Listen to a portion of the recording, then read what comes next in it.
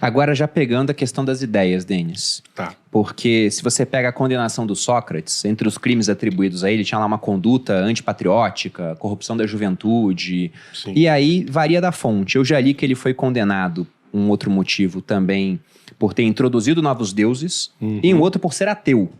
E aí, como eles eram tolerantes com novos deuses, até erguiam estátuas a deuses que eles não conheciam, a estátua ao Del Ignoto, deve ser mais por ser ateu. Só que tem muita gente que fala, não, na verdade, Sócrates não era ateu. É que ele não acreditava nos deuses gregos. Ele acreditava em um outro deus. Chegou à conclusão de um deus único, Platão também, Aristóteles também. Como que foi isso? Na verdade, essas acusações, do ponto de vista material, eram acusações bastante banais.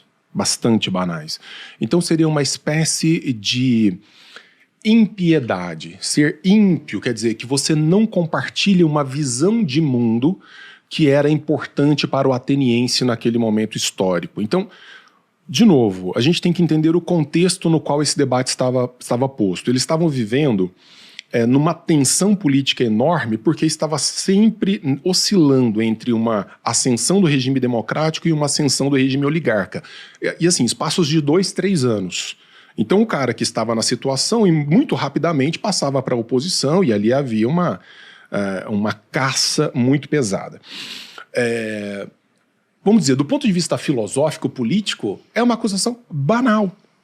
Mesmo porque Sócrates nunca manifestou adesão a uma certa teologia que não foi, manifestou, pelo menos a gente não tem nenhuma documentação a respeito, que se contrapusesse de maneira radical àquilo que existia em Atenas. Então era muito mais, quando você fala nesse descompasso relativo à divindade, muito mais uma visão de cultura do que propriamente de religião. Isso está muito claro. Não é uma questão religiosa estrito sensu. É um cara que não compartilha as nossas visões de civilidade. Os gregos tinham muito medo disso. Tanto que já em Homero, já na poesia de Homero, uma das formas de você identificar o sujeito que era barbaros do sujeito que era civilizado primeiro era perguntando para ele.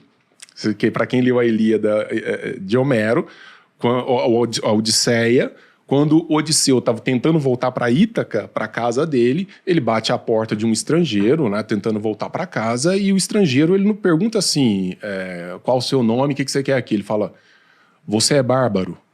Lembrando que bárbaros é uma onomatopeia, é um barulho que se faz, que soava aos ouvidos do grego, né? Um bárbaros, quer dizer, um estrangeiro falando com ele. Quando você fala, não, eu não sou bárbaro, significa, você compartilha comigo algumas visões de mundo. Então era isso que estava em jogo. Sócrates não compartilha a nossa visão civilizatória. Depois havia uma acusação de corromper os jovens. Isso incomodava muito. Por quê? Porque o Sócrates ficava pelos cantos.